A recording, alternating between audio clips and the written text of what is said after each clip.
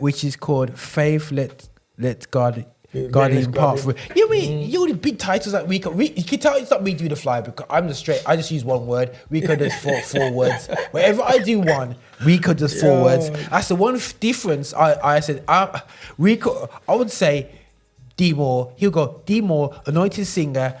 Sent from heaven above, here to bless you and get you saved. Done. You know what I'm saying? He always has to explain things. Yeah. I'm like this, yo, bro, this one is Jesus, what's his name? But Rico explain. Look at this. He's got on his flyer here, he got Demo, R&B gospel singer, anointed, appointed gospel rapper, hierarchy. Affinity Xtra, be extra. The views and opinions expressed in this podcast are personal and do not necessarily represent the views of Affinity Xtra. Yeah. People, this is your boy here, Roger Moore, and Affinity Xtra, celebrating gospel music of Black origin, and we are here just doing a follow-up series which I am looking at what happened to where does UK urban gospel really come from?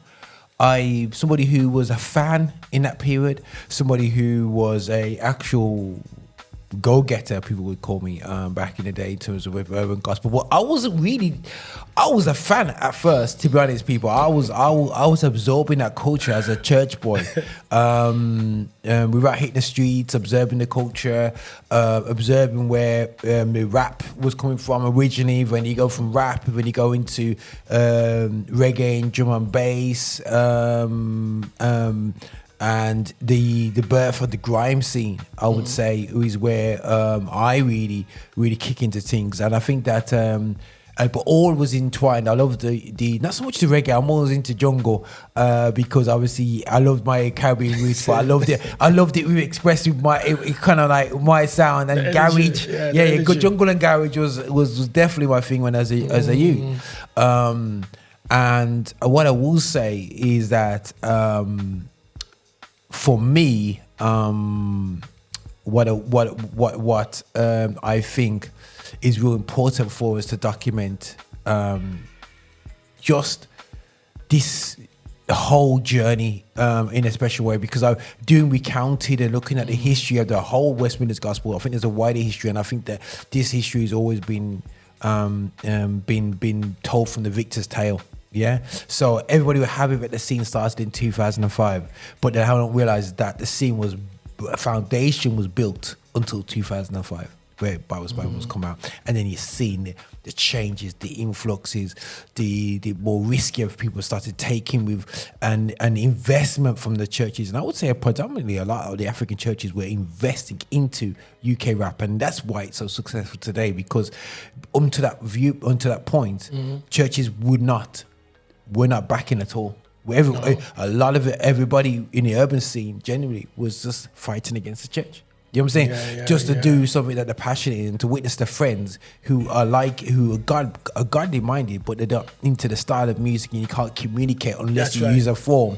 That's correct. So saying all these people, I'm alongside somebody who so just to give you a picture, is Shekinah comes in very different shades, I would say. In a couple of it, especially in its early stages, I was there from its infancy, from the stages where it was a rap group, mixed, young rap, a group and promoters and DJs and produce all that business. I was there at the Porsche Club. Admiring that, but then and then also going to Shekinah when it was at Fitness First. You know what I'm saying? And then going there and really seeing its transformation to go more the reggae route. You know what I'm saying? Right. It started to lay a bit of roots. Even at the time, my dad was like, I don't understand this thing with gospel, whatever. And obviously my dad backs it crazy now, but that's what I kind of saw when it came to Shekinah, and then the rest is history really. I bumped into Rico outside Aberdeen Street, and I asked him, does he want a hand? And I want to learn some stuff about the, you know, because the sound culture. the sound culture is a bit different to the way you guys string your boxes is different to That's right. where we do it. So I just wanted to learn. And he said, and surprisingly he said, yeah, I'm saying, and I'll never forget it. I was outside Aberdeen Street, man, and I came up to him and he goes, yeah, man, just got his number down, and I think I even now and again might have designed a flyer now and again for Rico or something like that. So and whatever. Yeah. But either way, I want to show the key thing is you got two brothers that are talking about the history. We've done them talkings, but in this talking conversation, if you're not listening on the radio and you're watching on YouTube, we are going. Fortunately, what I did as a young man, I just don't know what was not wrong with me, but I don't know what was in me. But I've always been naturally documental. Yeah. So, you know what I'm saying. So I would get these photo albums, and what I would do back in the day is put in flyers that I went to, events that I went to, and whatsoever. So what we're gonna do is this one's gonna be a bit more different because, you know, Rico's mentioned this story a few times, and, you know, where it's coming from Shekinah. This kind of information is kind of out there. But what we want to do is actually go through some of the events. You know what I'm saying? So this is gonna be like a different type of noting. We're gonna be talking about events, looking at the years, looking at some events that they might not have put on, but they've been you know, when Shekinah's involved with it, they're more like putting the speakers up and doing everything like that. So the foundational stuff, being the opening DJ for the situation. True. So guys, so we're gonna go through this. 1 second.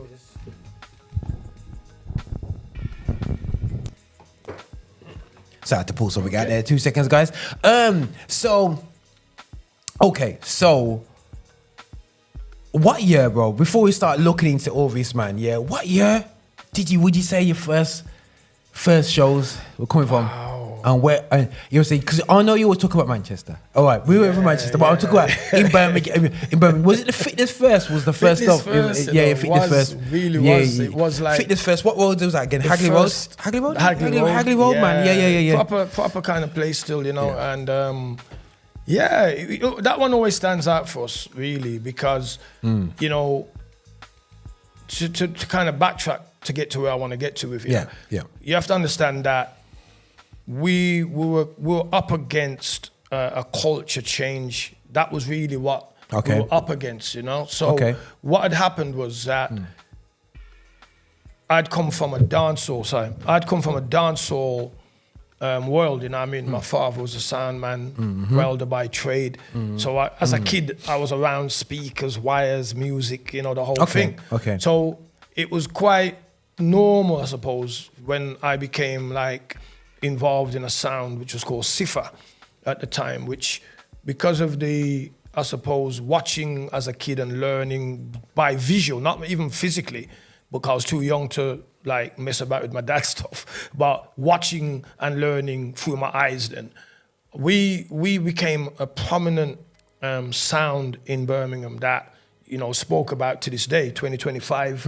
If you say Cipher, you know, it's a name that carries weight in terms of we defended our community. We played with some of the greats of sound system. So to get to where I want to get to, Roger, I've got to kind of fill in what sound system brought to what we call the black community. Okay, cool, So in the Windrush now, when our four parents were coming here, they were coming from the Caribbean, different parts of the Caribbean, and they were being based in different parts of England, some in London, some in Birmingham, some in Manchester, all over, Bradford, you name it. They were dotted all over the place. But there was no community because when you came here, it doesn't necessarily mean that when you arrived in England that you was going to be with the same people that you knew when you was in Jamaica. You understand me? Yeah. So there was that culture clash now where our parents had to adapt to a new culture, not just the weather, the food, the environment, the whole thing. And, you know, they weren't very welcomed, as you know. You know, the history tells you that, you had the Teddy Boys at the time, and, you know, they were quite hostile towards black or dark-skinned people. Well, they'd never seen us, really. You know what I mean? And, you know, not in that kind of influx. What happened, the two things, and I would always say this, the two things which brought the black community together was the church and the sound system culture. Okay, cool. And they both played very important roles in the development of what we call the black community. Starting with the church. The church was a place where they could come, because many of them were like Christians in Jamaica anyway, under the English rule. They went to Church of England, Anglican. Those are the churches that they went to in Jamaica. So when they came here, they came with an intention to continue their faith, only to find out that they weren't welcomed in the churches here. Okay. So this is now where the black churches now began to develop now, because they had to find their own home now. So they built their own. It's probably started off in houses, be honest with you. It did. House meetings, house prayer. Eventually, they'd go out with their little collection box, then get a little place.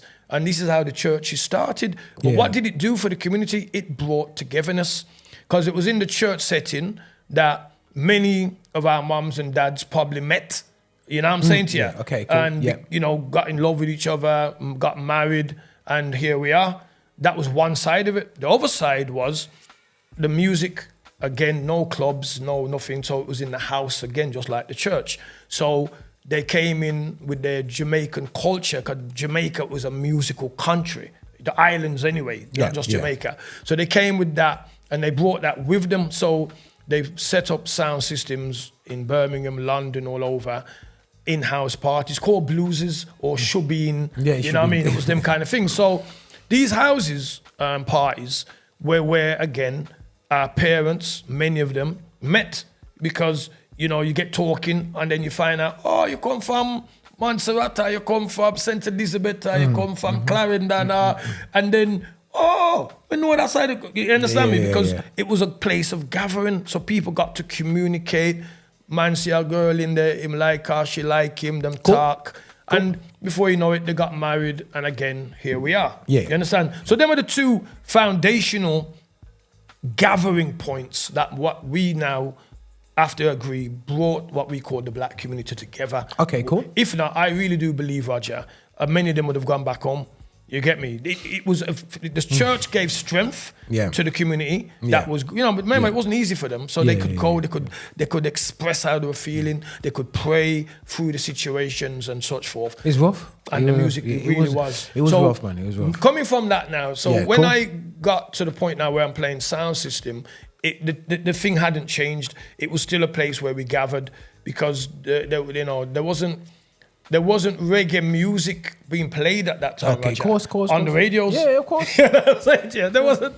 So, it was like you had to go out to a dance to hear Jamaican reggae music. Yeah, and so what did happen? Track. So again, in our generation, many of the parents of my generation met either through the church again, or through, majority of them, through the dance hall scene. They met a young girl, she met them, and they get talking, boom, boom, boom. And then the next generation, which is our kids now, came into the world. You understand me? Yeah. So that's really where the culture part of it came. So back now to building Shekinah.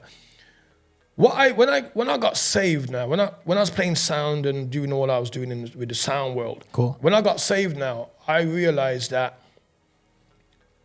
the church community believed in marriage before sex, you know what I mean? Yeah. And marriage was a very prominent, strong factor in the church culture. Where in the world's culture, sex before marriage wasn't a very, I'm not saying it, tell you the truth, there was still that principle, even though there were church people. It wasn't a totally chaos, but it wasn't adhered to. It wasn't enforced as if you was in the church. Put it that way. You get me? So what happened now was then you'd find in that within the church, weddings were going on quite regular.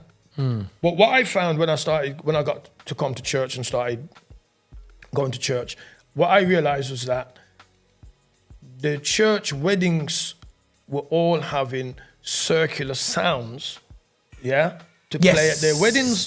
And the thing is, the circular sounds never had like gospel, Christian music anyway. So, you were hearing what you know, I was going to dance hall to listen to. You understand me? And I found it kind of like an imbalance. And I thought, wow. I said, nah. You know what I mean? We need to put something there. So that's how Shekinah kind of was birthed for that purpose. That was a real purpose behind it. And then later on, it became then also now a tool to evangelize, because we'd always like understood that music was just a language.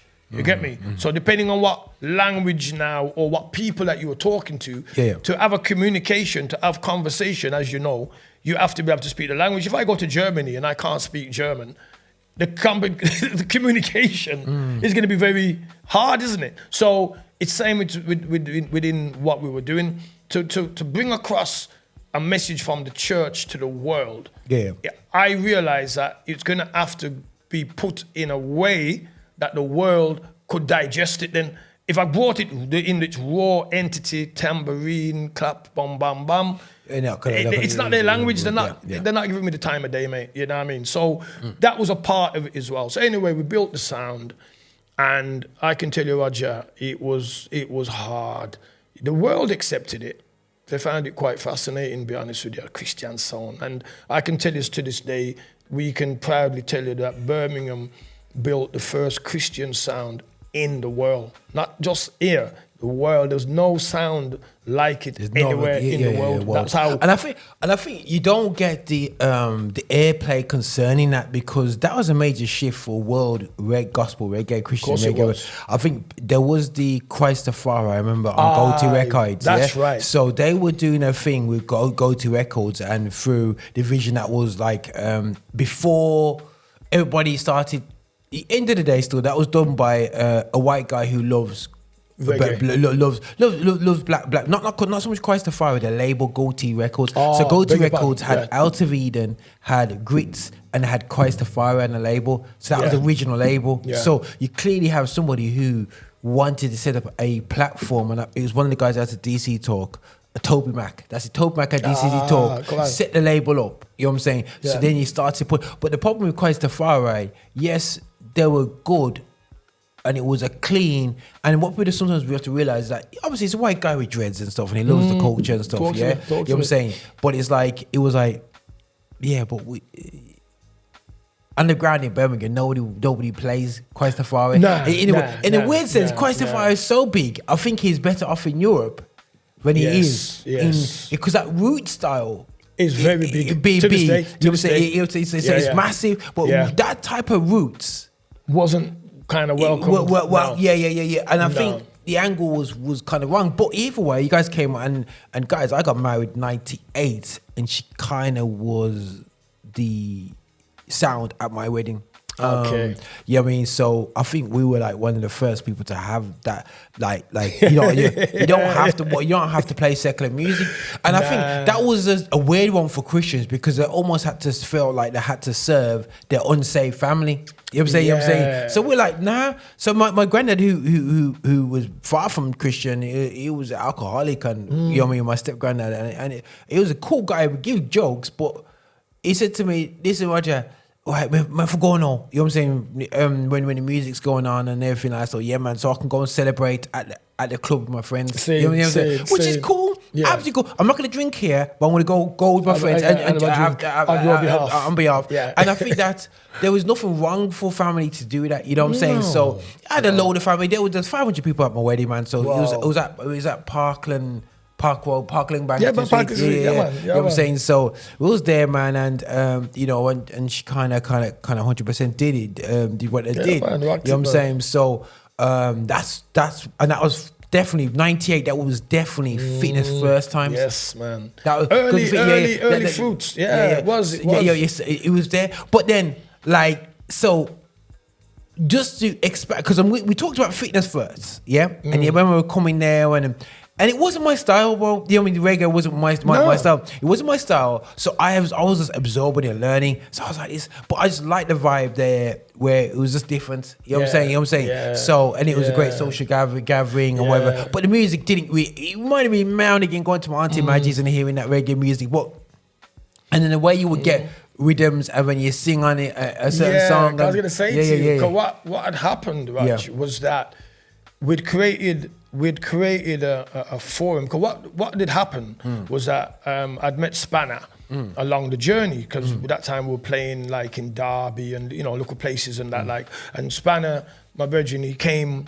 with some of his friends. He wasn't saved at the time, but that time Witness and Watchman, they were kind of like gospel reggae artists. They was like the ones that was doing like reggae gospel in the UK them time there. You know what I'm saying? I would say even stepping back before that, because I went into we had a Christian bookstore called CRC, and I'm sure this would have been before I got married.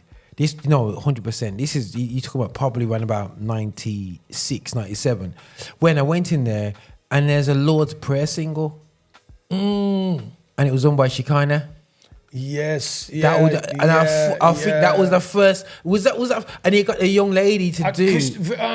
That was the tune that I'd done. You remember? Yeah, the first tune I'd done. The first gospel reggae tune. Yeah. And I can say this because Mr. Palmer, bless his soul, he was the reggae distributor for the whole of the UK, probably the world. He was one of the biggest music distributors for reggae music in Harlesden. Okay.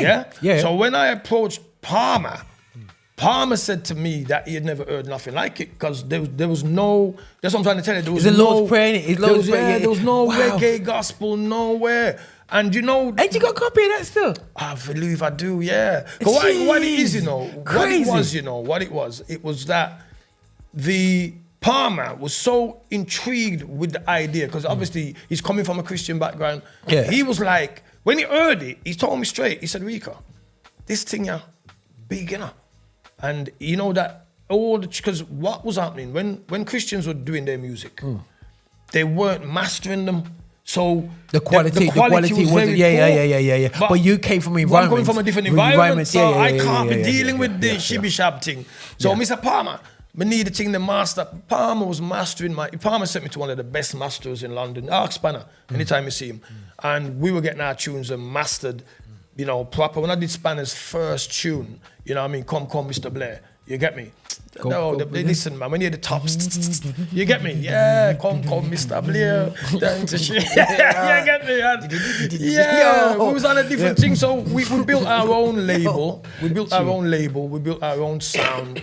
And we had our own artists. Spanna was one of the first artists. Then we did a sister called Michelle Christian. But the thing is, I saw that single first. Which single came out first? Michelle Christian came first. Spanna was the first MC lyrical kind of content that we'd ever put out. But in terms of a vocal, because remember, what I said to you before was that we did a tune, the Majesty, it was called. Majesty, Majesty, Yeah, and we did it on a rubber dub beat. In fact, big up Nads, because I know you're not stop big up that tune there. You get me? But that tune there, boss up the place, because the rhythm was I think I remember it as well. Yeah, man, a tune, brother. I mean, wow, I can't even tell. Who vocalized that? Michelle Christian. Michelle Christian did that. Okay. Christian. So what was that? But the thing is, the Lord's Prayer was a different. Yeah, track. that was like a sample, when you play around with the thing, you see me? But we just did it because the Lord Prayer is like everybody know the Lord's Prayer. You get me? I said, but in terms of proper production now, Michelle Christian was the first, and then we did Spanna, and then we had a man called what's his name, man? What's singer? We can't forget you, man. Singing D. Yeah, man. Now, when we put Singing D under our belt, listen to me, man.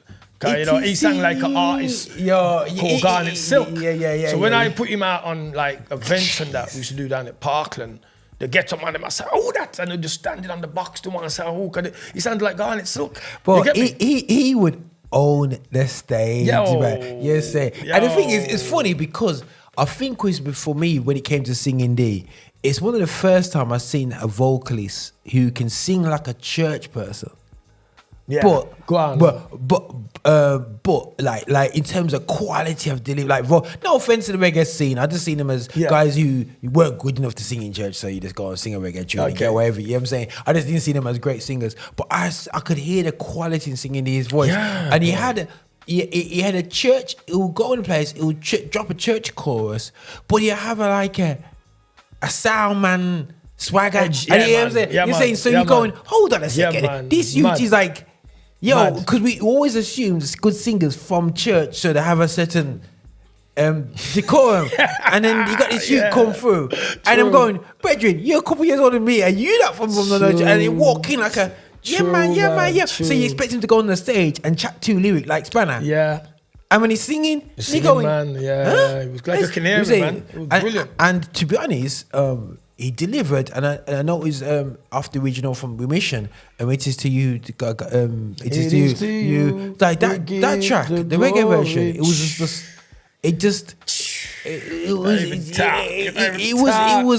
was boss up the place. It was straight. A serious track, man. Boss up the place. It was a serious track, and I think. Respect to Remission, though. You know what I mean? Brilliant song. Yeah. And you know what I mean? Brilliant song. I'm not gonna lie to you. You know, respect to them for that song. Duke, man. I think it's Duke. When Singing D came to me, he was in the studio, and he said, "Boy, we have a song," you know. But I hadn't heard Remission song at the time. You wouldn't have. So when he sang it to me, straight away I said, "Yeah, man." So a beat came in my head, and then I had Wooly there straight away, and we start tap out the thing, man, and boom, come. And then when Spanna put his piece on it, we knew that was it, man. That's we used to play that on the sound. Yeah, but you had to play that every time. Yeah, bro. It just busts up the place, but the crowd just went, you know, it's just Jesus only. Boom, tear up the place. And we realized that, you know what I mean, we were slowly like changing the game, you know what I mean? And what happened now, we had to take it more serious than we thought we had to, because when I took Spanna to Island Records, this is what I'm trying to tell you, that, you know, the behind the scene. This is where we was on them levels. I had already worked with Apache Indian on Boom Shakalak. So I was around that kind of industry. I said to Spanna, nobody's done this, blood.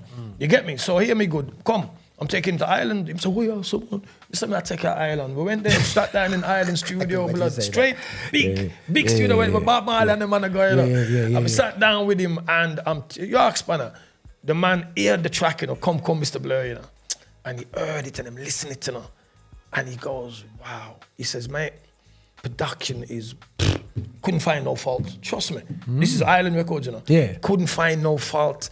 And he says to us, Spanna was there, he said, "Listen, mate, the production, the delivery, the presentation, fantastic, mate." Okay, He said, hear the part what we need to do now. He said, "The only thing I've got, bro, is where's the market?"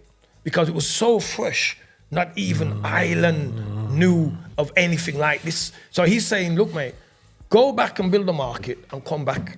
Yeah. He said, anytime you build a market, come back, because he loved it. But he couldn't. They couldn't work with it because they don't know how they're gonna market it. There's no market. No, because them days it wasn't just pressing an MP3. It was burning physical records. Come on. It's called. You have to send because these are times, you know, before.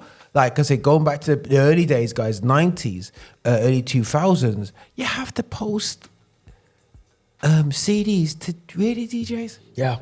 You have to allot 25 CDs straight for marketing promotions. And when you go to, say for example, BBC Radio with Nicky Tapper, you know what I'm saying? You need to have a CD for. I know we don't do it anymore, but competitions.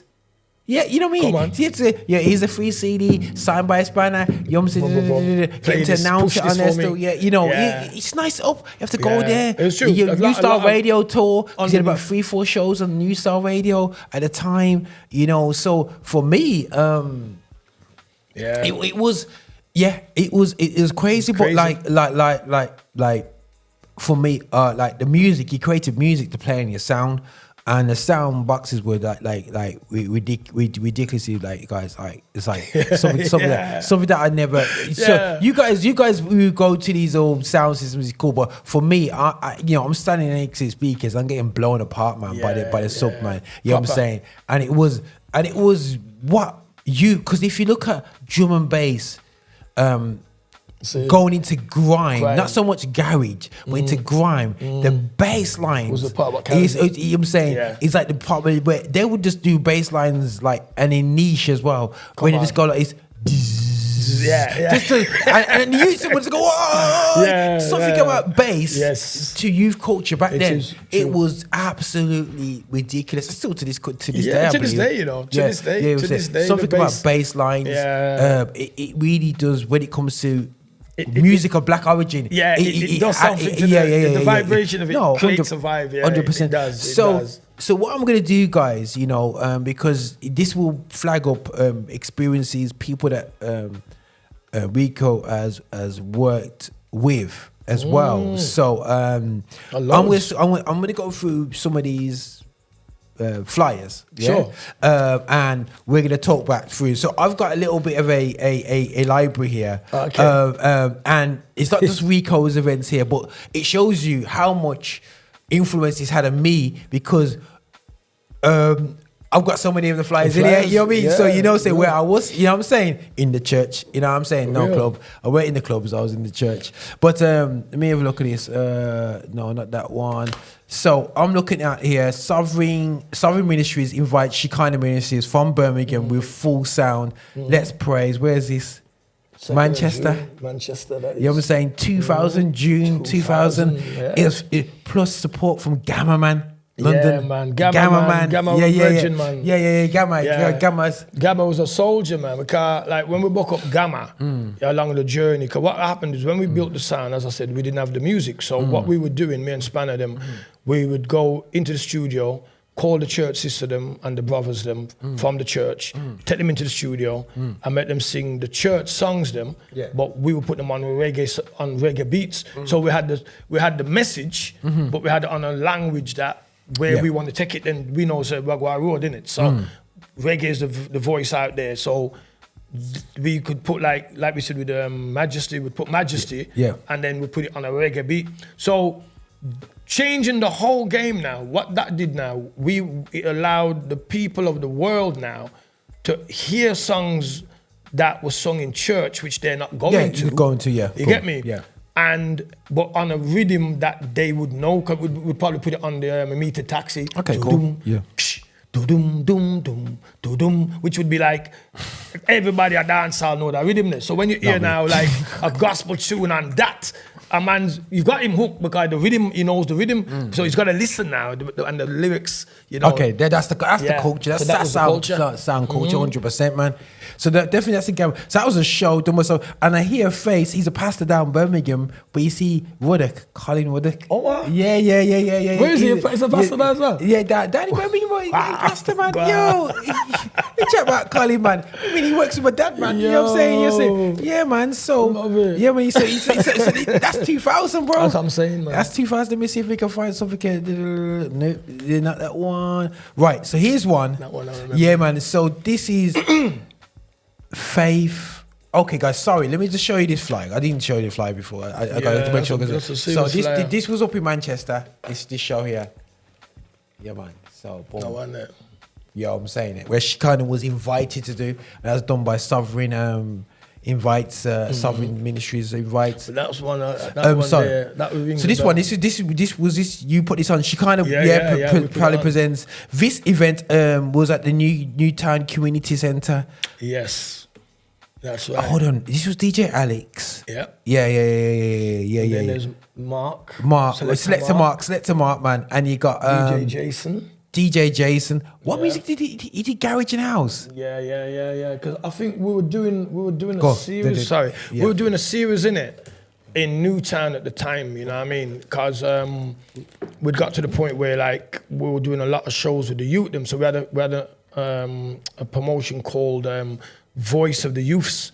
So this is where that sprang from. You get me? Yeah. And in fact, you used to come there, Roger. Actually. Yeah. Of course, man. Of course, Of course, I was there, man. We had like a lot of youths them from like different ends. Listen, guys, you're gonna see a number of these guys. Yeah. So you was linking up with like DJs that were Christian DJs that were just doing the next thing. Yeah, you know what I'm man. saying? DJ Alex, guys, like top geezer. he's one of the original Shekinah. He's one of the original. Yeah. He used to roll with the man back in the day. Right in the early man. days, he was a DJ guy. No, brilliant.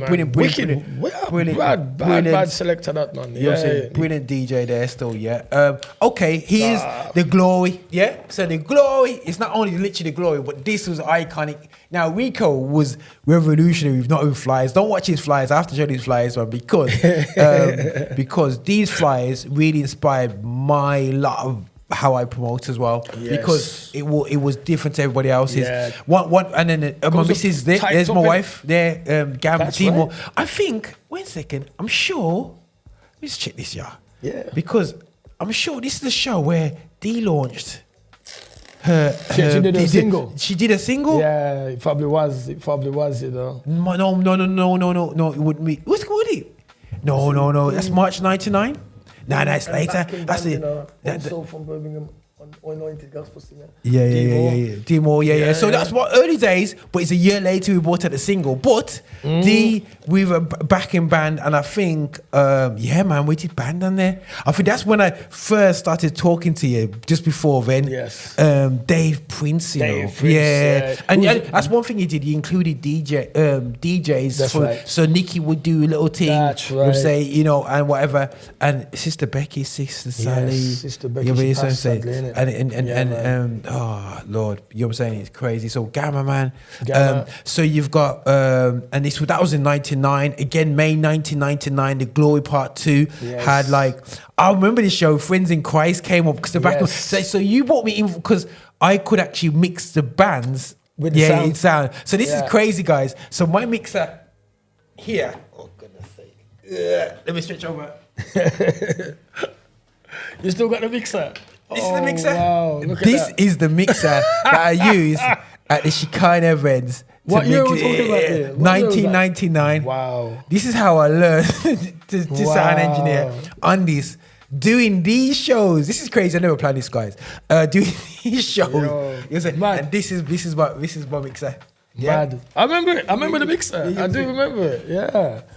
Because we had the sound system and that. Because we had like preamps in it. We use like preamps and that. And I got but an to do a output, band, you needed a mixer. And you was like into the band thing. Yeah. So, So I just plugged in there. And I had to work with the feedback because the joke is you didn't need because the sound just took over the place of bass. And you had to just EQ it a certain way, man. That Brilliant. was absolutely Brilliant. crazy, Brilliant. man. So Friends in Christ back in the day. And he started utilising is that Brother Michael? With Echo Lugo. Who's that? Sensational Keeping. Was that when he did it? Is that Brother Michael or was it New Gospel? No, New Gospel Reggae Sensation. Brother Michael, who was that? I can't remember him, I can't remember him. You know what I'm saying? Yeah, I can't remember him. And Pastor Alden. Pastor Alden. He was from the Reggae Church. And that was another thing as well because The one that was over by Hockley. That's right. Yeah. So he So had, from back then you was linking up with him. yeah. Because when he got saved in that, it was a big thing. You know, 'cause remember we're in the reggae thing. So when we heard about a reggae church, obviously me and Spanna have to go check him out. And we were still friends to this day. You know, we still talk to this day. And you know, his work was very important because, as I said, because we were out there now, and we were doing a lot of evangelizing. There was a lot of people now because we was able to break the gospel down for them to understand really why Christ came, what the purpose of Christ was, why it's important for you to be saved, blah, blah. So a lot of people, in fact, most of the times, if not all the time, we did anything, people gave their life, but they couldn't sometimes fit in to what we call the regular church setting. Regular church setting. So when this church birthed now, it was like a godsend because it was like, you know, like when you send your kid to infant school. It was a good transition from the world to go to something what they're more familiar with. Gospel, but they're singing it in a reggae beat. They can relate with that, you see. And then when they get mature now, and, you know, them start come off of the milk and them want, as with the Bible said, they start eating meat now. A lot of them would say, look, you know, Pastor, you know, my move on, you know. And he used to come to me and say, why, Rico? But it's like every time I have people come to the church and then I leave, and I said, Yeah, take that yeah, as a yeah. blessing, man. Yeah, You're the gateway. Yeah, I'm saying, They've moved on now. Yeah, yeah. If you weren't there, they wouldn't even be moving on because they would have been still out there. But at least they've been able to come, spend that time in your church because they could relate with your style of bringing the gospel it's like to them. a halfway house. Now But they've got mature and stronger, they can move on. And that's the problem when you do bespoke churches and the smaller churches that were relevant to people is that they don't have the follow through because it's just you can't be at all things to all men. You know what I'm saying? So you plug it into a wider thing. So I'm looking at part 3, which was in July 1999, and boy. Brother Keith, you know what I'm saying? So big up yourself, Brother Keith. Brother Keith, he's got down here, and this is when I remember when he came because he at first he was on a dancehall thing. Yes. He was chatting lyrics, and I've got a rhythm when he was on Gospel for You, which was here, This is 2002. When I got him to, he did a thing. Where a dancehall thing on that, you know what I'm saying? A rap thing on that one. Kid. Yeah. So, but again, we quickly evolved into poetry, which we know, I saw Keith from far as a youth. I admired him. He was Spanna's brother, but Spanna I knew had lyrical content from morning, and there was no issue about that. But Keith, he had lyrics, but his content was more poetry. So I remember when we did Chevelle Franklin. Now Chevelle Franklin was, for those that don't know, was the original Jamaica dancehall queen. That's where she's coming from. I mean, when it's a dancehall queen, means she was known for the dancehall queen. So when now she gave her life to the Lord, it was big news. Okay. Roger. It weren't no small thing. Because that was like it rippled through Jamaica. Chevelle turned Christian and way. So we spoke to her, and she said she's coming over. And we say, all right, my good, no, we're gonna line up a thing for her. That time, first time she come to England as a Christian, you get me? And we Shekinah, we did it, and we support the thing, and we took her to Parklands, man. Yo, mad. People gave their life, women especially gave their life because she really let off. Because the world knew her, the world knew her, so it was like a mirror. Like, wow. She said, she gave all that up for the Lord. You get me? There's got to be something in it. Yeah. And enough of them responded to that. But I remember when I was doing the church, because what we should do one event for the world. So we take them into like Parklands or wherever we could get. And then we'd do one in the church. So the church at the time was George Street, before the new George Street, they got the new building now. Of course, so we talk about the old building. So those that remember the old building, and we took Chevelle Franklin in there the next night, and I says to Keith, I said, Keith, why you come do a little poem in there? And Keith said, well, we are someone. He said, no, we know you can't do it. And he wrote his poem and he executed it, Roger, excellently. And from there, I never left him out. I think 99.9 of my events, Keith was on there. Yeah. And he just grew from glory to glory. British born Jamaican. Yeah, come on, come on. You know what I mean? Wait, I did it. What? There's me talking about Keith, bro. I even did an EP with Keith. Okay. Yeah, with the blue cover EP gift. He did a blue cover and I produced one of the tracks. Oh, crazy. How did I forget that, man? Wow, but anyway, but big up yourself, Keith, man. You know what I'm saying? 100%. But what was really cool at the back of these, if these flyers here, guys, I'll put up here. Rico actually put, and this is how evangelical, even though the rejection was there from the church, Rico put down Hockley Pentecostal at the time, King of Kings Church I was worshipping at Newtown. That's right. You put down the Ruach that was there at Hunters Road. That's right. You put it at Acid Christian Centre. You put that at Birmingham Christian Assembly. That's right. You know what I'm saying? I was worshipping at the Prosperity. Yeah, I mean, that's dancing past, isn't it? Come on. Yeah, man. You got New Testament Church of God. You know what I'm saying? Heavy rejection from them. You know what I'm saying? Then people that put it, and then you got the Reggae Church. On Lodge Road. That's you know what I'm saying? So you have all these places. But then I'm looking on this now when you go into July. Yes, talked about Keith, but you also got Sister Sonia King. Now at the time, Sister Sonia, her husband Ruben, he's in ministry and he's heavily involved in. He's a musician. He's a big man to me. Right. Anyway, so a big time musician, big time. Kings, I think it's called Kings, isn't it? Yeah, Kingship. That's right. Kingship, and it was big. But then I see he's seen this as a platform, and he's getting his wife with an album to go there and sing it. So it's good in terms of the fact that basically, as much as it might have been overly improved across the pulpit, then he's seeing people from a traditional gospel scene start featuring on your set. You know what I'm saying? Because that's like Friends in Christ, are full traditional traditional sound. I think what we kind of did, you know, was that we were showing the church that one, we weren't into the politics of the denomination. We were more like saying, look, we know we're the body of Christ. So like, if you've got a talent, you know what I mean, whether it's singing, poetry, rapping, whatever, we would give you the opportunity then to come and shine. You get me? And that's what we were about. You know what I mean? We weren't like a self-glory thing. Oh, it's all about Shekinah. And we were always looking out for opportunities to give other people an opportunity that might not get that opportunity outside the church door. I'm talking about. I'm talking about outside the church now to the wider world. And a lot of them from that have really, you know, gone on from glory to glory. Man, you know 100%. Yeah. I've got another one here, done here. This was another Newtown one this was Love and a Night of Love and Unity. You can tell Rico loved the phrase Love and Unity. This was a total different flyer design. And it featured The Watchman back in the day.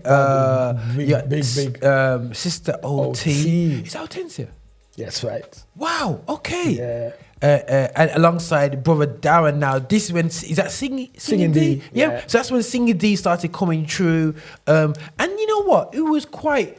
What am I about? That's what I'm saying to you. Dave Prince was on PCRL at the time. That's right. Yeah, because New Star kicked off then. His PCRL was still there. That's right. Wow. In fact, when he got the job, we were at PCRL, because like we said, me and Spanna were doing the world of interviews them time, because everybody wanted to know what's going on, how did this come about. So he came in for an interview for a job there, and he was really nervous. I'm not lying. If he remembers it, he'll tell you. He was really nervous, and me and Spanna was there, and we just encouraged him and say, yo, big man, you know what I mean? Very, you know, prayed with him and say, yo, don't worry about it, man. And he got the job. You know what I mean? And, you know, so it was good, because, again, we could bring him back to come and feature gospel music on our sound in an event 100%. outside the radio. Yeah. And this is 99 now. This is heavy G. Listen, guys, you got to think about it. I've only just got married, and literally, I think we spent more time in Newtown Community Centre for our socials that's going on there. So Newtown Community Centre became a massive point of a crazy one. But then you guys were going, I think here, you're going out of town. Massive one that was. That was a calling, yeah? Yeah. So I've got a calling here. Sorry, guys, I'm just going to move this around because I want to make sure that people get the idea, and that's... what's this back here? Nicky Tapper. Oh my goodness! So you got this here, this one, and you got that one selector. Sorry. So just looking at DJ Moore. Who's that? Jeez, you know what? I'm just flicked over, guys. And I see something new. You know, I'm thinking, yo, we hit that one easy. Yeah. Okay, cool. So you guys, you got this one here, which was the calling, and that has Tendai, who's passed away. Brilliant guy. You know what I'm saying? You know what I'm saying? I remember his music, man. Tendai. Brilliant, you know what I'm saying? Spanna. Yep. Obviously Green Jade. Yes, brilliant. Marcia Finn. That's a name from the past, isn't it? Way back in the past. You say she was reggae? Yeah. Marcia Finn. Was she a UK? I'm sure she was. Yeah, I'm sure, because you know what. Marcia Finn. Bro, this is about a good while now. This is February 1999. Yeah. This event was in Northampton. Yeah, that was a mad event that was. And you remember it's got here Crossways music on there. Yeah. They were where you want if you want to distribute in the gospel realm. You had to because they were the people, man. They got to all the shows. And what we did again, as you can see, there's a white guy with his wife. Yeah, there's a white guy. His wife, she looked Asian. She was Asian. She was Asian. And they just these two nice people. Wow. I think it was Dave. Wow. Was it Dave? His name?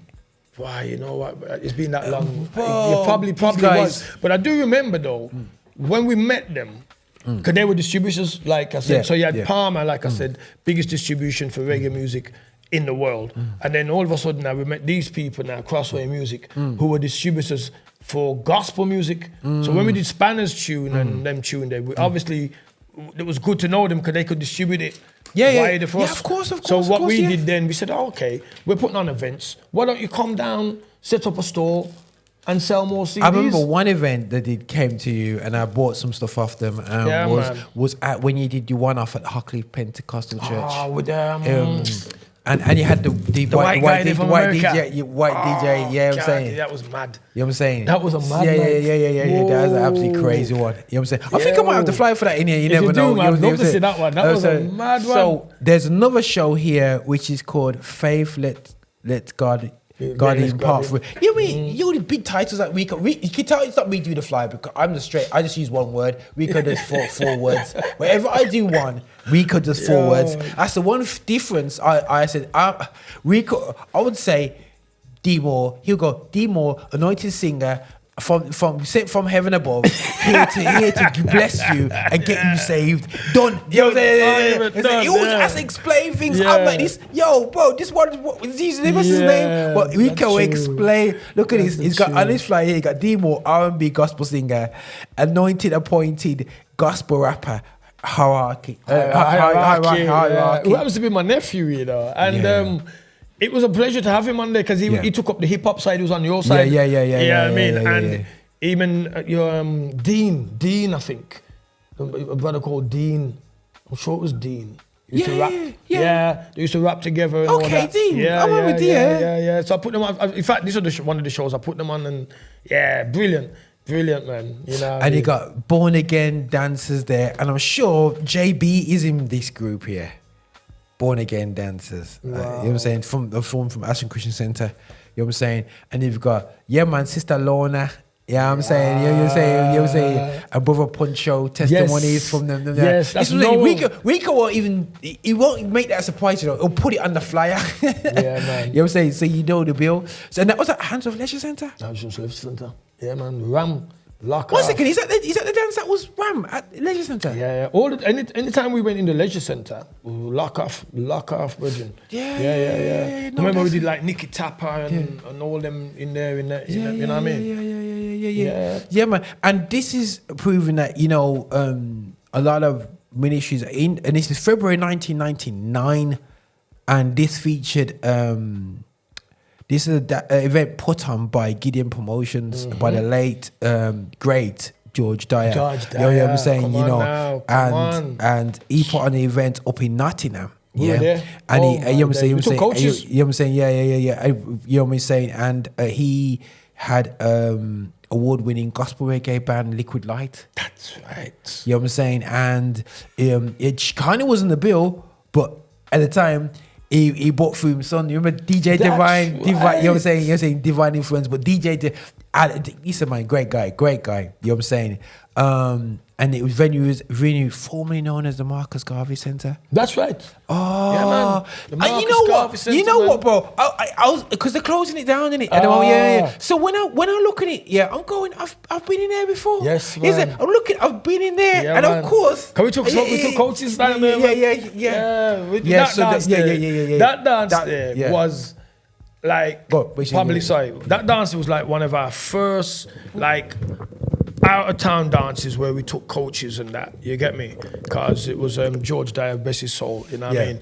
And he'd put it on. He was on it. Yeah. He was a compare, if I remember rightly. Yeah. And remember me tell yourself, bro, the anticipation, right, of Shekinah coming there was like, when we got there with the two coaches, the place was ramming up. And when we went, I remember. This is Shekinah. Yo, the place just went, it was mad. And Spanna, we'd never experienced something like that. It was like, yo, we know so we're arriving now. You know, we're like, the people know, so because we were ministers in our own right. We weren't there to palaver. I make them know what I go on, you know? So it was brilliant. Great night that was. And you was there. Bro, D performed? Yeah, that's what I'm saying. It was a great night, man. D performed. Mad thing. Bro, let me see. Anybody else? Jennifer Phillips was there. Shama. Yo, now Shama. Shama. Now listen, I was a fan of Spanna, Shama. but Shama Yeah, man. What? Ragga, Yo. He would bite. He did it. Bless your soul, my brother. The way Yeah, you so there. bro, Shabba. Them man, Yo, they he on was fire. serious. Fireballs, man. He was absolute serious. Fireballs, Sorry, they guys. are, I'm just gonna man. have a look to see if I got any more. No, I've got no more Shekinah ones in here. Like but that one, yeah. I've got a couple in here which will lay evidence of Shekinah's. That's my back in the day shows, man. Yes, you know what I'm saying? You know what I'm saying? man. You know what I'm saying? I'm pushing the levels. Yeah, man. 'Cause we rated you. I mean, you know, we loved what you were doing because you were doing like you got involved in the printing. Look at and Rico's stuff like business that. card I even put in here. There you go. You remember that God Squad? You know? Yo, the God Squad. You know, God Squad, man. It's got some PO box, you know. Even though you still got access to that. Yeah, man. Rico God Squad at hotmail.com. When we had that, when we set that up, that was because we saw it as a squad because, like, you know, squad is, you know, we're going out there on a mission. You understand me? So we're called a God Squad. Yeah. So that was represented that whoever we brought around us or whoever we put on to work with us was a part of the squad. SAS then ready for God to deal with the business. No, 100%. That's good, man. Let me have a look. I see some stuff around here.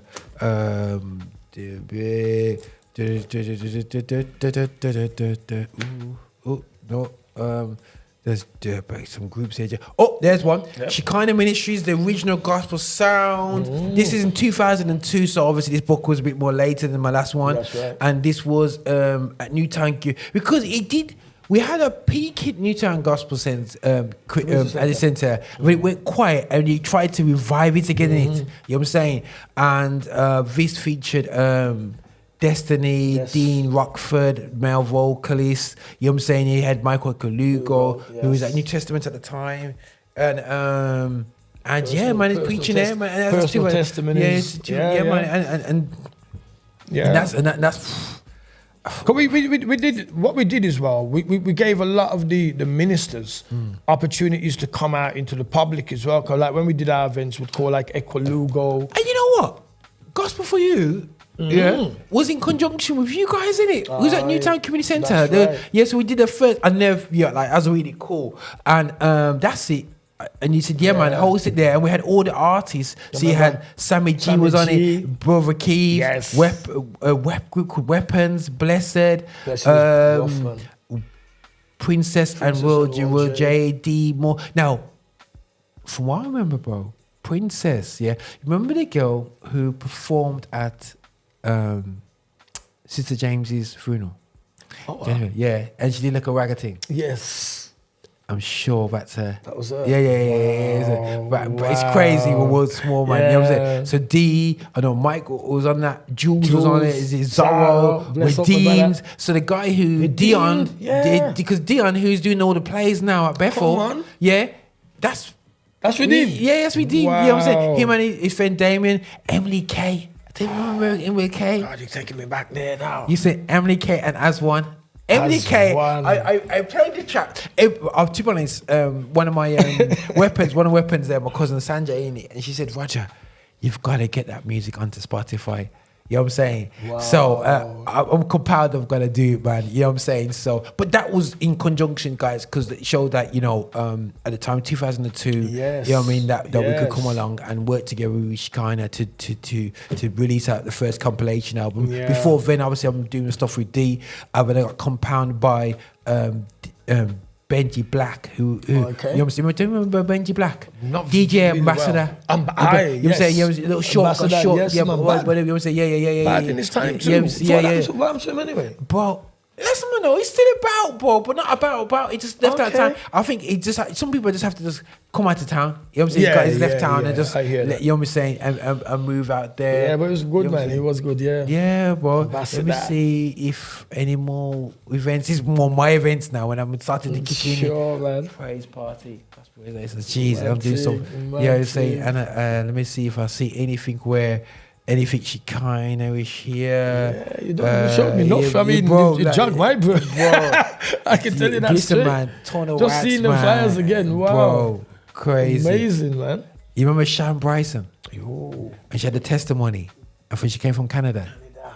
You know what I'm saying? You know what I'm saying? So, yeah, bro. So, yeah. So, yeah, man. Evangelizing, man. So, yeah. So, like, I got a few flyers here still, guys. Let's start going through. Yeah, we did a lot of things, Raj. You know, and I think in really terms of- 99 was even though it was really tough, bro. 98, basically 99 seemed to be looking at all that 2000, 2001, 2002 was really a peak period. It was. You know what I'm saying? And I think, was. and this is a problem that we have in our community is that we like myself, I had my, I wouldn't say my time because we're still doing our thing, but like when I really saw a massive peak when I was doing events, doing GR Live, like nobody wants to take you to another level. Yeah. Everybody just says, okay, I can do this myself. Yeah, come on now. And then they just do it themselves, Yeah. and then they kind of then it all fizzles. Just fizzles, because man. Yeah, being real. divided doesn't there's allow no- us. there's no- We can't go to a level of buying venues because you capped us. Yes, that's You know what right. I'm saying? Come So on. there's a glass ceiling created by everybody else, and a glass ceiling that's created by ourselves. Yeah, and that's the worst one. And the urban gospel community has always been, in that period, a glass ceiling for itself.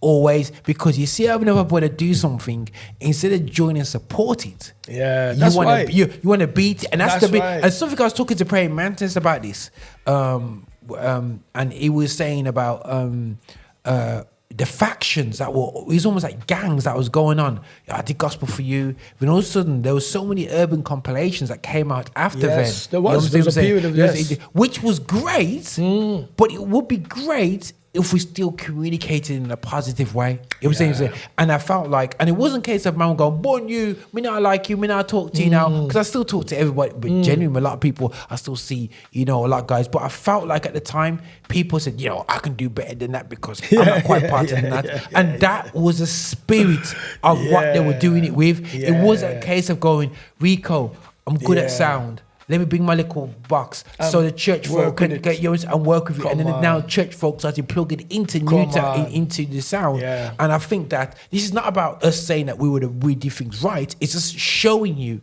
good practice. Yeah, I think, Raj, what you said there is 100 because Because it's two different backgrounds. Yeah, because I'm a church. Because guys, don't get twisted. We're two different backgrounds here. You know what I'm saying? Obviously, Rico's big man to me. You know what I'm saying? But the thing is, our backgrounds are total polar opposites. yeah, complete. Yeah. So there's completely. no, Rico's my cousin because we're light skinned. No, we're not related. You know what I'm saying? You know what I'm saying? There's no cousins. One's Fogarty and one's a Moor. You know what I'm saying? You know what I'm saying? Come on. I'm saying I'm half British and half Jamaican. You know what I'm saying? I'm a Moor side. It's nothing to do with the Fogarty side. You Come know on. what I'm saying? So we're not even closely related. We're not even got we just saw you at family's party. And all the people that I see you come up with, bro, there's no uncle of mine in that scene. There's no connection. There's no where we connection. linked. There's no connection between us. No, none at all.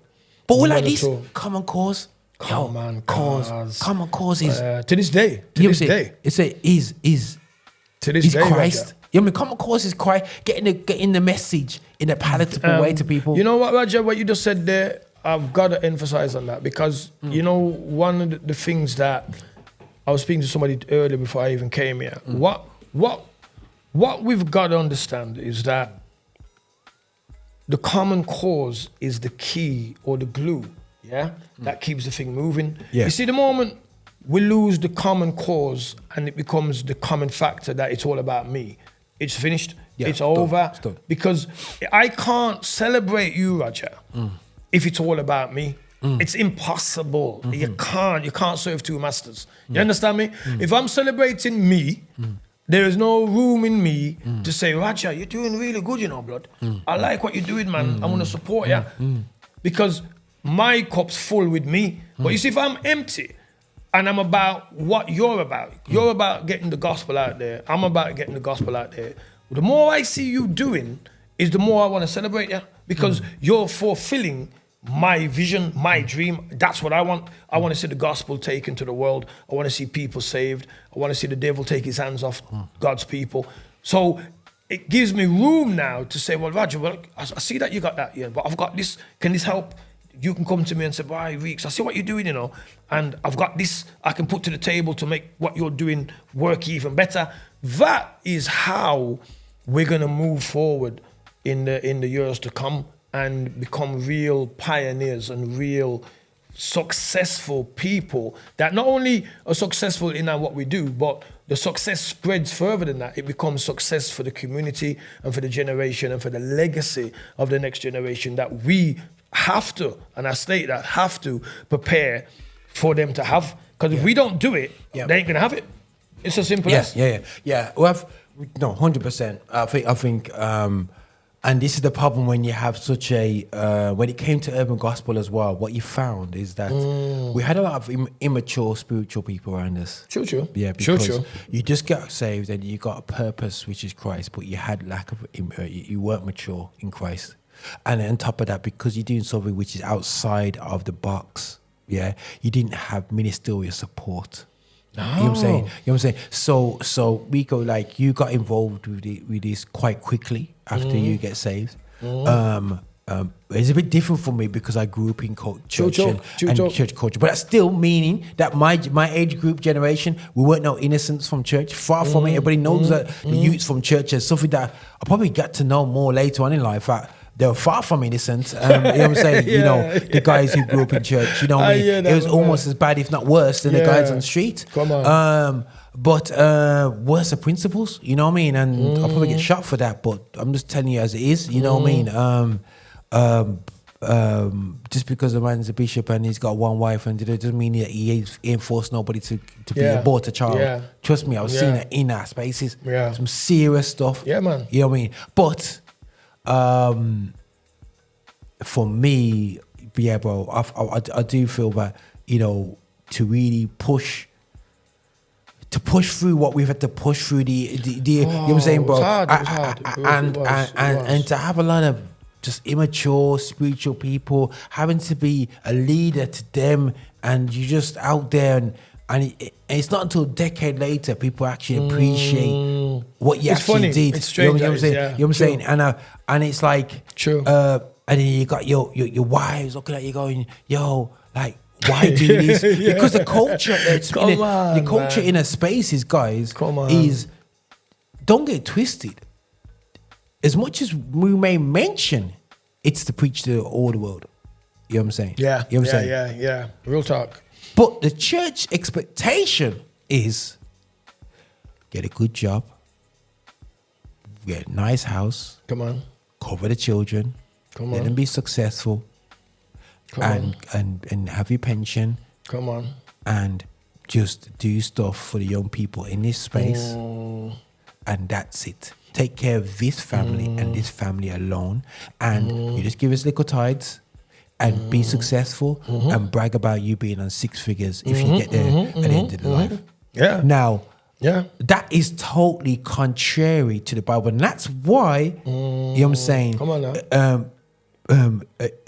A true evangelist and a true evangelical people rub against the norm and have struggled in the church because their life is not supported by the church. Nah. And we can talk. We can talk because we can talk. We've lived it. We lived it. I could fill up this room with people that would say that. Yeah, that's a fact. That's a fact. So the problem is you've got absolute carnage because the church, and now what we face now, you know what I'm saying, is empty churches. Come on now. Come on. The churches that we come from are empty. Yeah, struggling. And we're not saying God is not moving. We're not saying there's no big churches, but we're saying churches that were full. Come on. You know what I'm saying? Churches that had numbers. Come on. In the Fire. 99, Fire. bro, 99, 98, Yeah. they were falling. There was holes, but they were, if they invested into this thing. Would have had. I remember going to Nottingham, bro. And what shocked me, Nottingham, Proclaim did a few events up in this, in a church that they converted in into a cafeteria. Okay. You know what I'm saying? And it had a nice little dance place. It had like lights. And I'm thinking, if Church of England can convert a hall so it's accessible for people to do events in, why if our churches still to this day are not? Think of a venue, bro. Yeah. A church in Birmingham now, which is fit for an urban show that we did back in the day. Not really. I couldn't. I'll be honest with you. That has a community hall that is fit for purpose. No, they don't. And I've seen that in other spaces. Yeah. You know what I'm saying? Long time. Long time. So guys, we obviously you can feel we're church bashing, but we're just putting down the notes and the facts that we saw. There's a lot of people that it's investment, you know, though. It's investment, Roger. You know, we have to talk it as it is, because you see, Shekinah, when we birthed it, you know, with God's grace, we invested. You know, we invested our time, we invested our money, we invested our thoughts. You get me? We never shied away from it. I never looked and thought 1 minute, why I ain't gonna do this. You get me? I don't even drive, Roger, but I'd be in London, I'd be in Manchester, I'd be in Leicester. Wherever I had to go, I was there, because the commission was greater. And God opened doors that, you know, if we hadn't moved out, we wouldn't have this conversation anyway. Yeah. You know what I mean? It's faith that brought it about, and it's why we're here to talk about the work. Because I've seen some of them flyers. It's really jog my memory. It's like, because I remember like when we came, Roger, you know, into the thing, and you know, the world by then, you know, they're using full gloss like you see the ones I showed you, And when I came and I saw church people advertising like their concerts on typed black and white paper. You remember the flyers that used to be just a text and it had the fringe ends? Yeah, with purple, like an invitation, like a wedding invitation look. Yeah, and I'm like, come to this concert. Wow, this is. No, we're not come here. Come on, the God I serve, bro. Come on, man. I remember. And you used to go to Dawn Printers. That's right. Yeah, mate. Dawn Printers. Thank you, Roger. And I would use my zip drive that's over there to put my flyers on and whatever there's. Come on. But I designed myself, but Rico, he would go in there, sit down with the designer. Yeah. And, you know what I'm saying? And you'll go through everything what he do. Lose my dinner break from work, run over there, sit down with them, design the thing, come back, check. Because he was working over Hockley, innit? Yeah, that's right. So you would, and I just run and deal with it, man, because we were committed to the thing, you know what I mean? And I would never take the glory for the success of Shekinah, because I had great people around me, you know what I mean? Spanna, Brother Keith, Miller, Mark, Selector. You get me? Pa, let bless you anyway, you're them sister. You get me?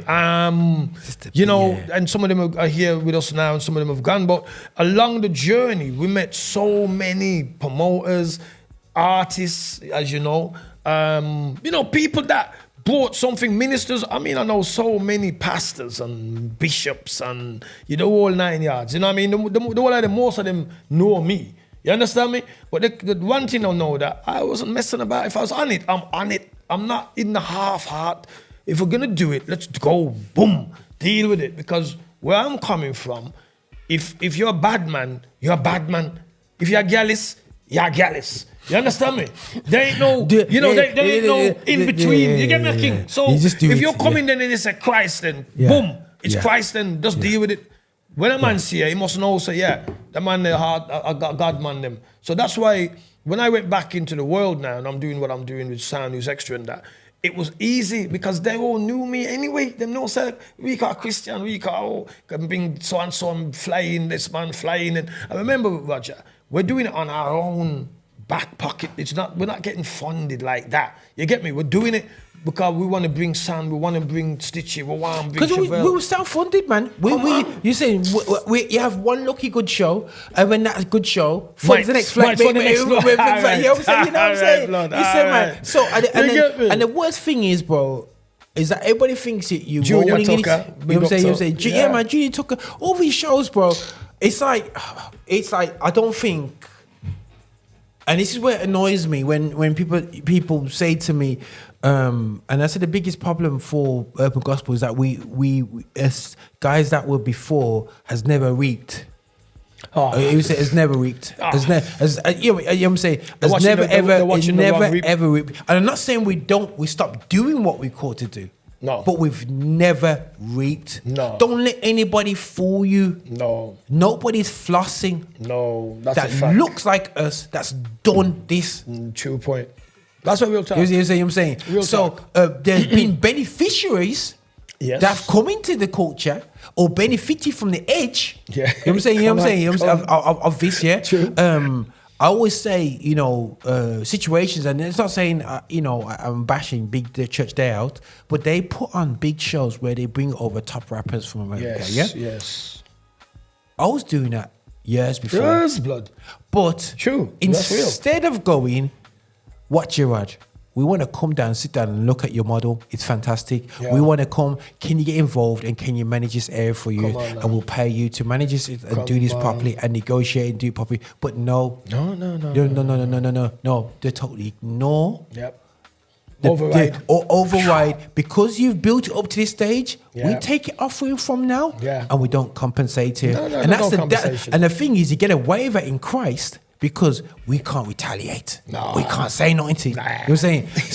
So they got that cheat because I know if that was the road version, bro. Man, if I go pay Jews, man, if I go pay Jews, man, you can't keep the dancing at the end. No, blood, if I go pay Jews. Yo, there'll be riots. Remember me tell you, but straight. Christendom, we have a way of building Yeah. things and other communities just taking it off us. Yeah, come remember, you know, we did the breaking ground kind of thing. If you understand, you know, Roger, you're talking about, it's almost like when there was no mobile. That's how serious it is. When Shekinah came, bro, there was no reggae, gospel, period. There were no DJs flossing and going on and playing all over the country and flying in and flying out and gospel was being celebrated outside church. It weren't happening, bro. You get me? It's something which I know you said before, and you said it today, that, and it's on your mantra, you're the original Christian. Original Christian sound. Gospel sound, Christian sound, whichever. Gospel sound. You know what I'm saying? Gospel sound system. Now, just as a last note, because I know you say that a lot with your chest. Has anybody tried to throw at anybody else? Because I know there's a couple of times back in the day. You got an emergency service. Back in the day, you had them. You know, them man were doing a good thing down on Carnival. London, HMS. Red.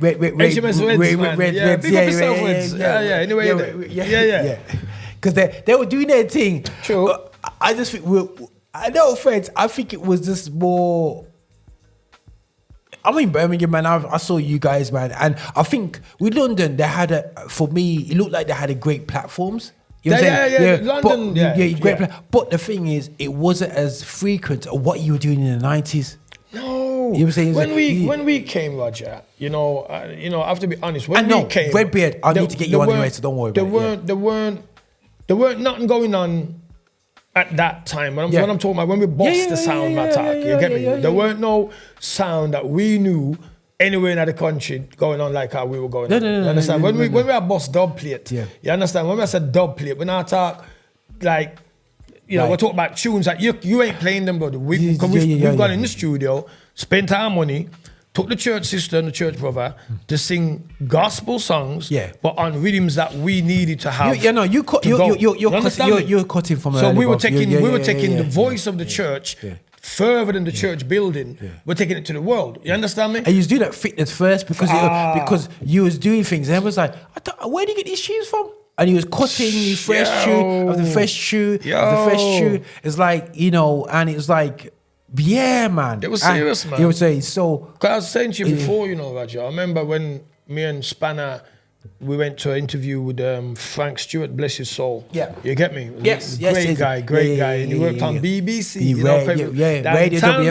Radio 1. And it's like, he came, and just like most of them, because remember, they were older than us. They're coming from a different generation. Yeah, and they're from church. They saw us as like renegades, like, what is coming at the church? Sound system. So they came, to give us a right, like, on-air bashing. So they asked some real, like, awkward questions, you get me? But because we were anointed and appointed to do what we're doing, we already had the answers, and we just told them. So I remember me and Spanna was there after we done the interview, and and he says, so what kind of music is it then that you're playing on the sound? Because he was explaining the culture, was explaining the purpose of everything. So he got that. So then we started playing some of the tunes. I'll never forget it. We started playing some of the tunes on his radio station, and trust me, the phone went berserk. It went mad, and he had never got that kind of response. You get me? Yeah. And he was like, I could see him looking at us like, "Who are you guys?" Because he's never seen nothing. The response, and then he actually asked me in Spanna if we could leave the tunes, because I think he wanted to play them tunes. Man. They're about to get a little reggae fire. No, also, what I would say is one of the iconic events for me, obviously, D launched a single. Yes. And there's two events. I remember being at the back, and then D they played the tune. Yes. I was with D. I don't know if D was standing next to me at the time. And Spanna goes, "Listen, no way, we're gonna big up, we're gonna big it up. Yeah, and then Josh, my cousin Josh. Was on the side with his next brethren, I think Mark, his name was. Big up Josh. He was saying, and this is why I love Shekinah speakers. This is why I got a love for Shekinah, because only if anyone knows "Don't Wait," you have to have the right speakers to handle them bass, man. Proper song. And when it was go, "Don't wait," and I remember you guys loved that track because it used to mash up your speakers. You used to say, "Yo, you get to showcase Shekinah speakers with this "Don't Wait" track," and then when it goes, and the bass shook, and Newtown Community Centre, and then all of a sudden, having the concept of a pull up, because I never see much about pull ups. Yeah, you know what I'm saying? So I'm not used to, and it was like pull up. It was a pull up 3 times. Yeah, man. You know what I'm saying? And you guys were on the mic and bigging it up, and that was iconic. And another iconic one was for me was at Newtown. It was at Newtown, and you had DJ Fitz. Oh, yeah.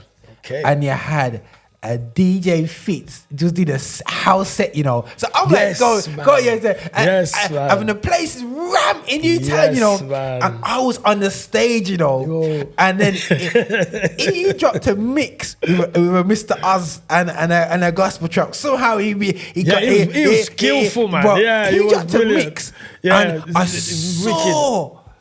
It was like the place just went into a different place of dancing, I literally saw people just took this,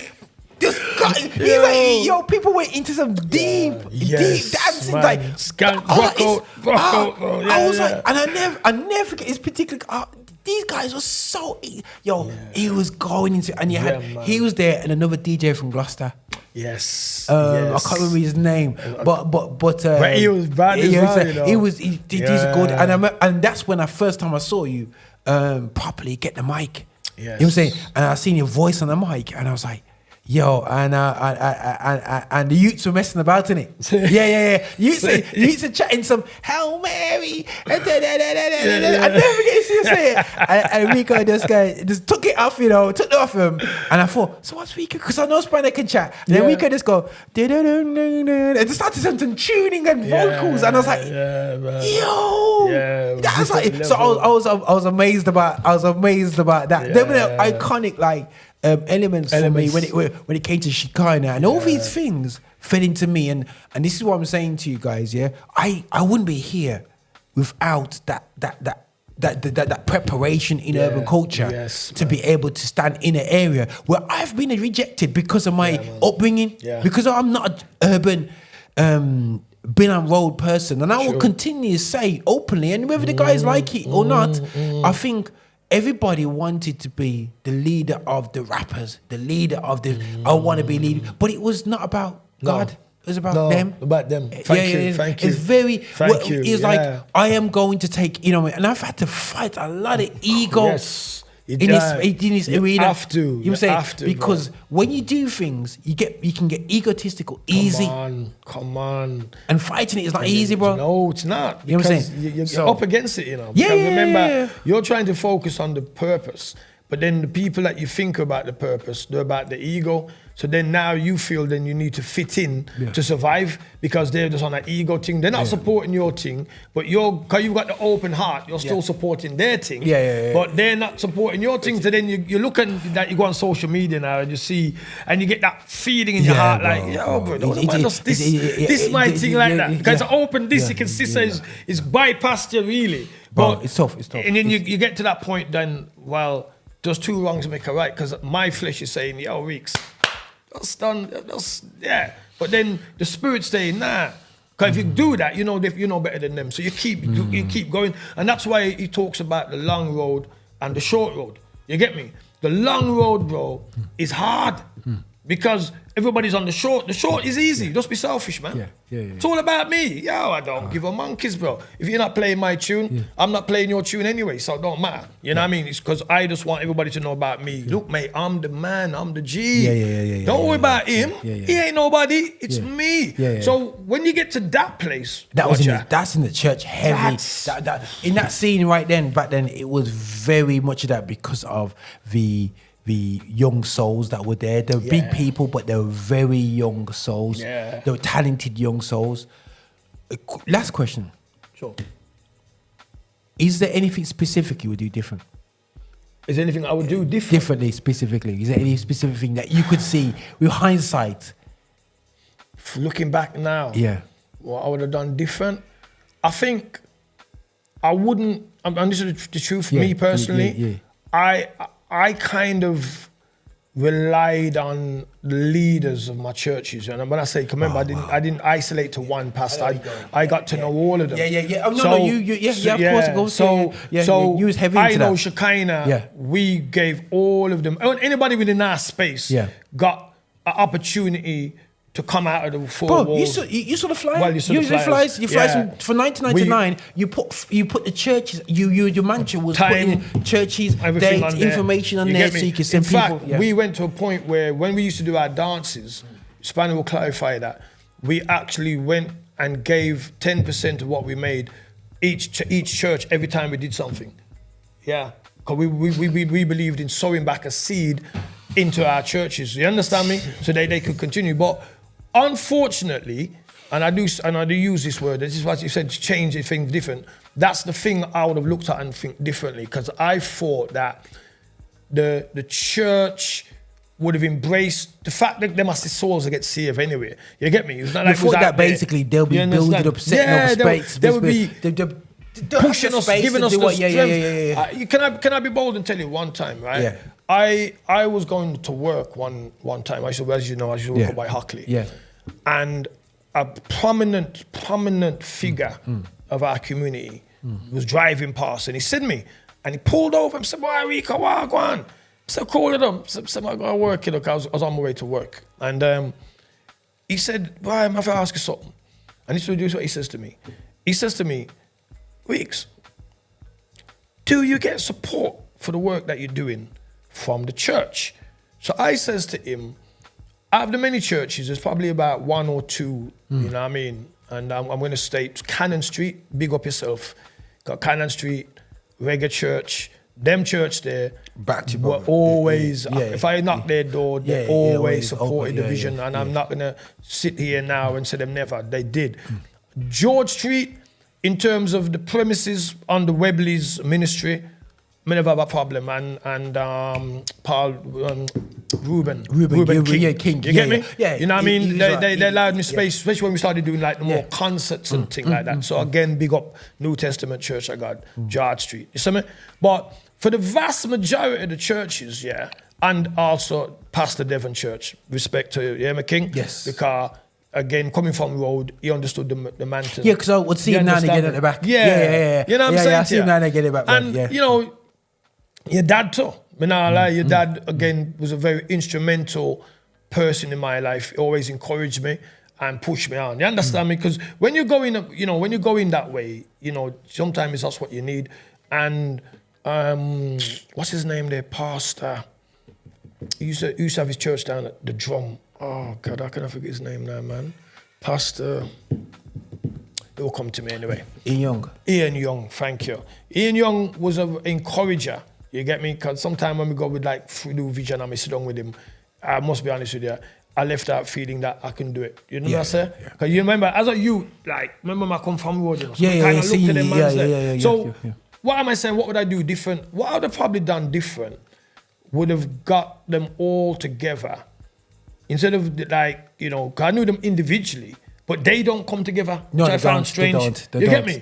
What I would have probably done differently, I would have got them together, all in one room or one space, share the vision collectively, and let them know why we collectively need to do what we're doing, because individually, none of you are going to make it. None of them. You get me? That's the only thing I think I'd have really changed. Okay, cool. That's cool. All right, guys, listen, we could talk for England here, but listen, guys, we're going to do a picture of Rico with one of these flyers. So, you know what I mean? So he can put in a cover and, but appreciate it. But this is important documentation of what was going on and the history of urban gospel, the pioneering generation that have scars that you wouldn't believe in their hearts, in their souls. In their finances, in their marriages, with the children, with so many. And the thing is, and that when we've lost a lot of people. Yeah, man. Church-wise, we'll talk. Because of the sacrifice has been great. Sacrifice. Yeah, of course. It's been great. You know what I'm saying? So but no regret. No regrets for me. No. But the thing is, you know what I mean? Because we know what we did. You know what it's for? Heaven. You know what I'm saying? It's not about this life, and so if we read the Bible properly, it's never about having a good life. You see? But the thing is, the Bible that we get preach anyway. So I'll start a whole nother sermon. But listen, Rico, appreciate it, man. And I would say, you know, guys, there is other people that members of Shekinah that were there beforehand. I've reached out to a couple of them, so hopefully we're gonna get one or two of them on here, talking about the journey in them early days, struggles. But this is for us, Rico. That's not only with Shekinah. Talking about God's squad, you connected to. You've connected, you know what I'm saying, and to a number of ministries on the way through. You know what I'm saying? You say so. Event full on to the community stuff, which you've the guns, the what's the project you did with the guns? Voice Against Crime. Voice Against Crimes, and then you know it's Sound Xtra now, so it's almost gone really back to the community that way it all started. You know what I'm saying? And again, you know, you've played an instrumental part in that journey, because, you know, as I said, we've crossed paths, and I've come to this point in my life where, you know, I just know it's time to go back on road and be a light, because it's dark out there. And I'm not gonna lie to you, Roger, it's darker than when we first left it. You get me? And what affects me, you know, as a Christian, is the lack of heart that we have towards the dying community. People die. You know what I mean? Because we're safe in the house. Well, you know what I'm saying? It seems that way. So we're safe in the house, and then when when the next generation starts to satellite, we start mourning. But you reap what you sow. You know what I'm saying? And that's what we're doing as a community right now. But listen, there's always life in Christ. I sound like a doom and gloom, but this is a great conversation about Rico, who was the instigator of making Shekinah the original gospel sound system. I'm thinking how you guys said it. How would you say original gospel? Original the original Christian sound. Yeah, that's it. The original Christian sound system. I was like, read the Bible. Read the Bible. Remember, we boss sampling before any man up in sampling. Listen, guys, I'm going to check my recordings, because I got my mini disc recordings. I'm gonna go and look back at them, bro. And I'm gonna, and I'm sure I used to record your shows as well. Yes, man. Yo, bro, listen. Read the Bible. If anyone remember that, we was at the end of the game, man. Bro, you know, God had given us that tenacity to say, yo, young bun, you know, he calls upon the young because they're strong. You get me? And we were young and we're vibrant, and we were excited to let the world know. I remember, you know, I left a bag of man on the road, you know. You get me? I remember I smoke my weed, I run down the pretty girl, then I play my sound. I weren't a villain, but I was a sinner. You know what I mean? Sin. It doesn't matter. I was a sinner. And when I recognized that I was a sinner in need of grace, and when I received that salvation at George Street, at a time when I didn't even go there for that. I went to visit with my sister, and me and her was in argument. Believe me, I knew that I couldn't keep that to myself, blood. I had to go make man's know. So whatever needs necessary, I was about it. So when I met people like Spanna, man had my own vibe, my kind of man's them. You get me, Witness and Brother Keith and, you know what I mean, Mark and Miller. You get me? And then from there we meet other mans from different parts of the country. Yo, it was the God Squad, blood. We're ready. You get me? All day. You know, we took it by storm, man. Big up yourself, memory. Can't forget you neither, you know. True heart. Yeah, man. Listen, guys, nothing but love. This is Roger, Affinity Xtra alongside Rico. Listen, big up, Rico. Hey, this is your bishop. This is your bishop from Rock Solid. Thank you so much for watching us on YouTube. Thank you so much for clicking and subscribing and also sending these videos to other people as well. We are so hungry to get your support. So remember, check us out on our website, and also check us out on Insta and wherever you want to find us on Spotify. You can play us all day as well. And just make sure that you are supporting this channel, that we are developing our agenda towards music of black origin, and that is gospel music with a message. So please walk with us on this journey. Bye now.